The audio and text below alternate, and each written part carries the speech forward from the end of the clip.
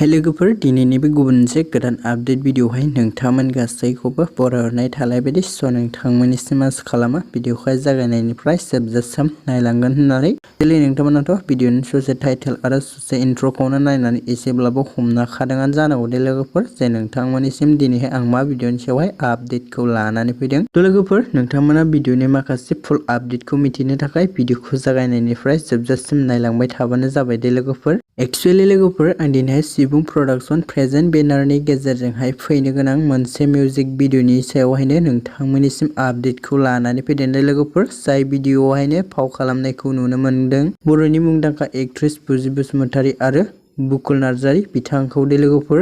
ओमफ्राय लोगोफोर जोंहा बे फैनो गोनां मोनसे अफिसियेल मिउजिक भिडिअनि टाइटेलानो जागोन खावनानै लांबाय दे लोगोफोर। आरो लोगोफोर बे आपकामिं मोनसे मिउजिक भिडिअनि केरियोग्राफखौ खालामदोंमोन भास्कर देवली बिथाङा दे लोगोफोर। ओमफ्राय लोगोफोर जोंहा बे खावनानै लांबाय मोनसे अफिसियेल मिउजिक भिडिअनिनो मेथाइखौ रोजाबदोंमोन सोमखोर दैमारि बिथांजोंनो लोगोसे आशा बर' बिथाङा दे लोगोफोर। लोगोफोर नोंथांमोना बे मिउजिक भिडिअ खावनानै लांबायखौहाय सोर सोर नायनो थाखाय जोबोर एक्साइटेड जानानै दङ नोंथांमोना कमेन्टनि गेजेरजों फोरमायहरबानो जाबाय दे लोगोफोर।